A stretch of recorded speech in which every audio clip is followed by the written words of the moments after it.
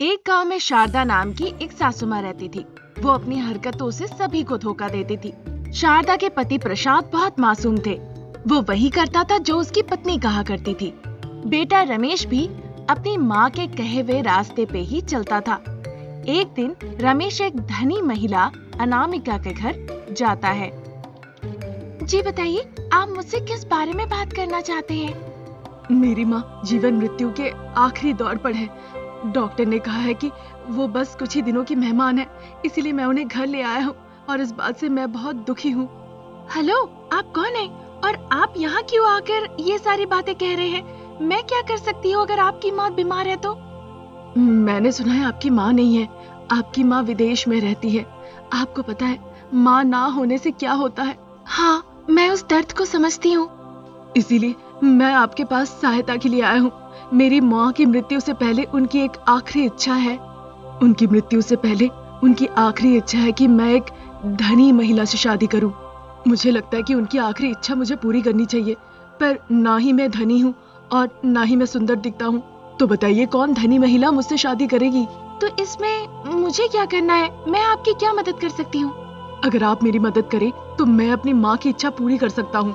जब तक माँ जीवित है तब तक आप मेरी पत्नी बनने का अभिनय कर सकती हैं। भगवान के लिए अनुरोध मान लीजिए, मेरी माँ मरने वाली है। ये सब सुन के मैं विश्वास नहीं कर सकती। बिना कुछ जाने तुमने जो कहा उसे मैं कैसे मान लूं? इसके लिए आपको मेरे साथ घर आना पड़ेगा। रमेश अपने साथ उसे घर ले जाता है। शारदा की हालत देख अनामिका का दिल दहल जाता है। शारदा भी बहुत उत्साहित हो जाती है ये सोचकर कि अनामिका उसकी बहू है। तुमने मेरी इच्छा को पूरी कर दी। ये लड़की बहुत अच्छी है। तुम्हें इस लड़की को मेरे सामने शादी करनी होगी। जल्दी इस लड़की से तुम शादी कर लो। मैं तो मरने वाली हूँ। मेरे मरने से पहले तुम इसकी मांग में सिंदूर भर दो। देखिए अनामिका जी, मेरी माँ की हालत क्या है, अब शादी के लिए मान जाइए। अनामिका रमेश को बगल में ले जाकर कहने लगती है, क्योंकि तुमने कहा कि तुम्हारी माँ बस कुछ ही दिनों की मेहमान है, इसीलिए मैं इस बात को स्वीकार रही हूँ। और जैसे ही तुम्हारी माँ की मृत्यु हो जाएगी, अगर ये शर्त मंजूर है, तभी मैं भी तुम्हारे इस नाटक का हिस्सा हो पाऊंगी। ठीक है, आप जैसा कहेंगी, मुझे बस अपनी माँ की इच्छा रखनी है। शारदा बहुत उदास थी जब अनामिका के गले में रमेश मंगलसूत्र बांध रहा था। उन दोनों की शादी हो जाती है। अनामिका के सारे नौकर चाकरों को भी भरोसा हो जाता है कि अनामिका की शादी हो गई है। शारदा और प्रसाद भी अनामिका के घर में आकर ही अब रहने लगते हैं। इसी तरह कुछ वक्त निकल जाता है। अनामिका अपने काम में व्यस्त हो जाती है। एक दिन शारदा अचानक बेहोश हो जाती है।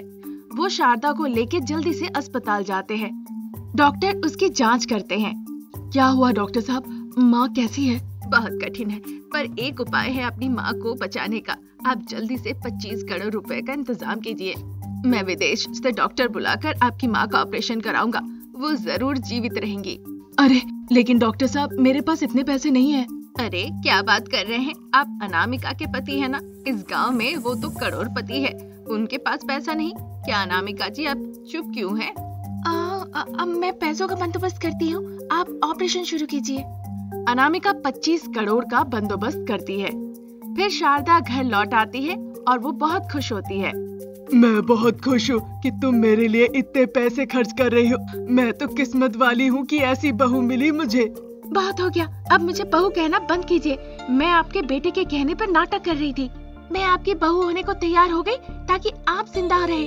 तो अब ठीक हो गई है ना, तो अब आप जा सकती हैं। हाँ माँ, मैं ये सब किया आपको जीवित रखने के लिए। अब हमें जाना चाहिए। अनामिका जी का हम हमेशा आभारी रहेंगे। रमेश प्रसाद और शारदा को लेकर वहाँ से चला जाता है। अनामिका को लगा अब वो शांति से रह सकती है, लेकिन कुछ ही दिनों में एक नई टेंशन आ जाती है। घर में एक जेवर नहीं थे, अलमारी में एक पैसा नहीं था, सब कुछ खाली हो चुका था। उसका सारा बैंक बैलेंस 0 हो चुका था। वो जल्दी से अपने पिताजी रविंद्र, जो कि फॉरेन में रहते थे, उसे फोन करती है। वो आके इंस्पेक्टर विवेक को कंप्लेन करते हैं। आपने बहुत बड़ी गलती की है। वो शारदा बहुत बड़ी क्रिमिनल है। बड़े बड़े लोगों को बेवकूफ बनाया है पैसों के लिए। शारदा के लिए पैसे ऑक्सीजन की तरह ही है। उन्होंने तुम्हारे घर आने के लिए चाल चली, तुम्हें धोखा दिया और सारे पैसे लूट लिए। वो शारदा, प्रसाद और रमेश मोस्ट वांटेड क्रिमिनल है।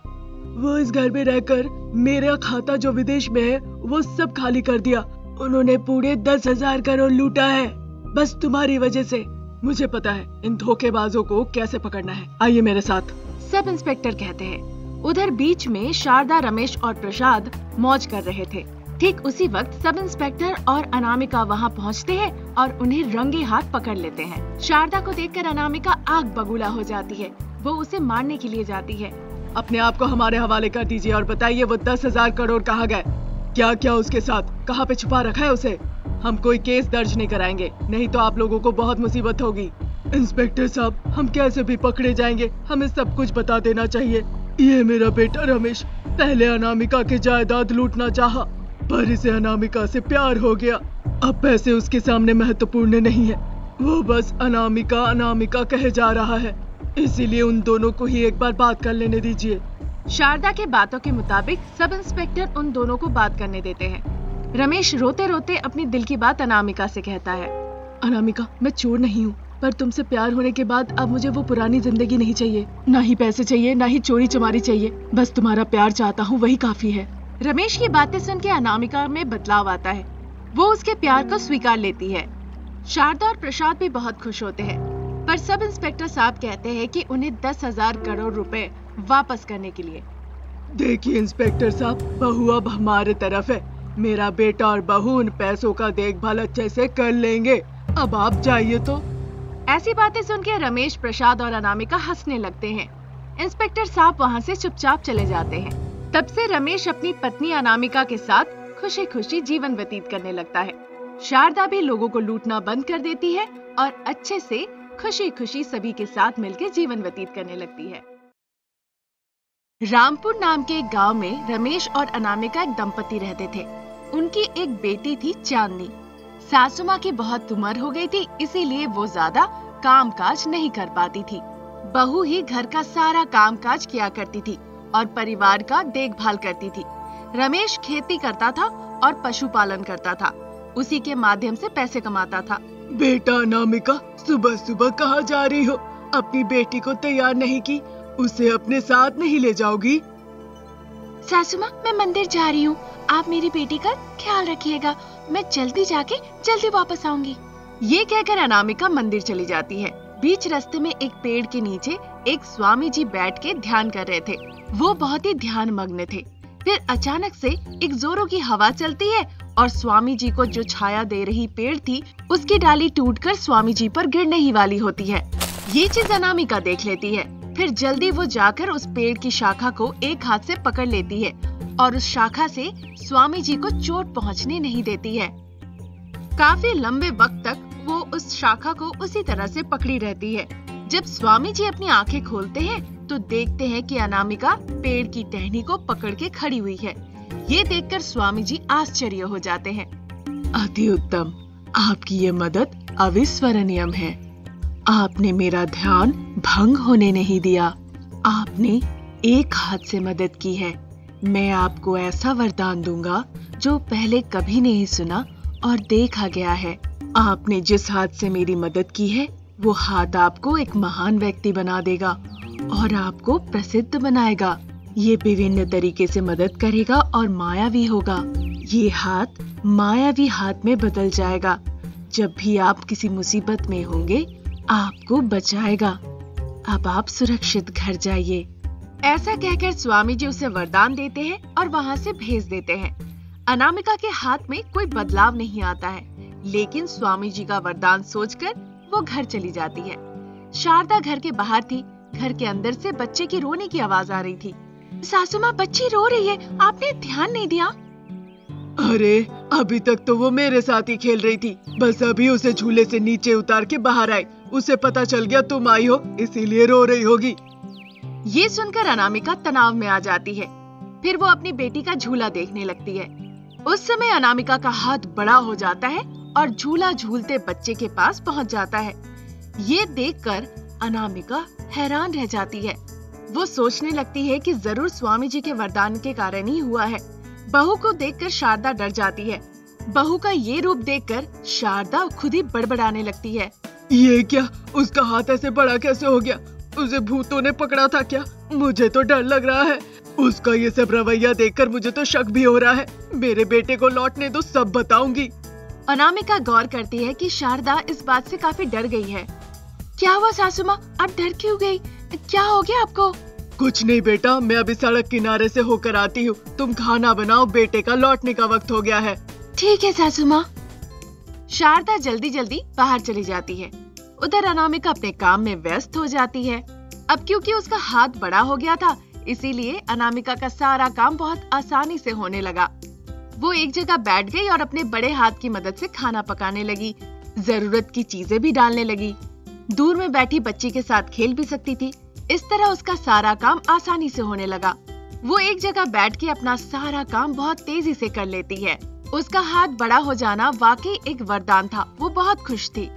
उसके पति जैसे ही घर लौटेंगे, वो सोची थी इस बारे में उसे खुल के बताएगी। तभी देखती है कि उसके पति घर लौट आए हैं, लेकिन ये देखती है कि सासू माँ उसके पति के पास जाकर कुछ बड़बड़ा के कह रही है। क्या हुआ माँ, तुम यहाँ क्यों बैठी हो? अब क्या कहूँ, तुम्हारी पत्नी को देखकर मुझे बहुत डर लग रहा है। मुझे लगता है उसे भूत लगा है। पूरा संदेह हो रहा है मुझे उस पर। क्या कह रही हो माँ? साफ साफ बताओ मुझे, क्या हुआ है? तुम्हारा पत्नी का हाथ बदल के बड़ा हाथ हो गया है। ये देख के मैं डर गई, इसीलिए बाहर आके बैठी हूँ। क्या कह रही हो माँ? चलो चल के देखते हैं। मैं तो नहीं जा रही हूँ, तुम्हें जाना है तो जाओ। अरे अपनी पत्नी से कहो ना गाय का दूध निकालने, और पीछे खड़े होके देखो, तुम्हें सब समझ में आ जाएगा। हाँ। रमेश जाके गायों को लाकर घर के सामने बांध देता है और अनामिका से कहता है उनका दूध निकालने के लिए। फिर वो देखते हैं कि अनामिका खिड़की के पास खड़े होकर कुछ कर रही है। जैसा कि रमेश और शारदा को उम्मीद थी, अनामिका अपने बड़े बड़े हाथों का इस्तेमाल करके वहाँ से गाय का दूध निकाल रही होती है। बाद में वो हाथ दूध लेकर दूध को घर के अंदर रख देता है। अनामिका की इन हरकतों को देखकर रमेश के हाथ पैर कांपने लगते हैं। वो घबरा जाता है और वहाँ से भाग जाता है। क्या हुआ, देखा तुमने? देखा माँ, देख के तो मेरे हाथ पैर कांप रहे हैं। लगता है सच में भूत पकड़ लिया है। अब क्या करें? जब रमेश और शारदा ऐसी बातें कर ही रहे थे, तभी अनामिका उन्हें घर के अंदर से बुलाती है। तब रमेश अनामिका से कहता है कि उसे पानी चाहिए। पानी लाके दो। मनी मन शारदा रमेश को घबराहट हो रही थी। अनामिका गौर करती है कि वो डरे हुए हैं। वो उन दोनों को अंदर बुलाती है और पूरी कहानी खुल के बताती है। तब जाके शारदा रमेश को थोड़ी राहत मिलती है। ठीक उसी वक्त सारे ग्रामीण बड़े संख्या में दौड़ने लगे। गांव के सारे जानवर बह गए थे। सब रो रहे थे और जा रहे थे उन्हें बचाने के लिए। शारदा, रमेश, अनामिका वो भी वहाँ पे जाते हैं। उस समय अनामिका उन बहते जानवरों को जाके अपने बड़े बड़े हाथों की मदद से बचाती है। ये देखकर सभी गांव वाले अनामिका को देवी के रूप में पूजने लगते हैं। शारदा और रमेश को अनामिका पर बहुत गर्व होता है। वास्तव में तुम जैसी बहू का होना बहुत अच्छी बात है। आज तुम्हारा काम अविस्मरणीय था बहू। अनामिका, मुझे बहुत खुशी हो रही है देखकर कि तुम अपनी मायावी हाथों से गांव के जानवरों का जान बचाई। आज ये हाथ ना होता तो वो शायद जीवित ना होते। देखो, सभी बहुत खुश हैं। उन्हें बचाने के बाद तुम देवी बन गई हो। माँ पहले तुमसे डर रही थी, लेकिन इस बात से अब हम बहुत खुश हैं अनामिका। अजी, आप मेरी इतनी तारीफ मत कीजिए, मुझे शर्म आ रही है। चलिए, आज मैं आपको एक अच्छी सब्जी बना के खिलाती हूँ, चलिए ना। ऐसा कहकर अनामिका और रमेश हंसने लगते हैं। अनामिका अपने बड़े हाथों की मदद से अच्छे अच्छे काम करने लगती है, जिससे सभी को गर्व होता है। उस दिन से पूरा परिवार बहुत खुश रहने लगते हैं।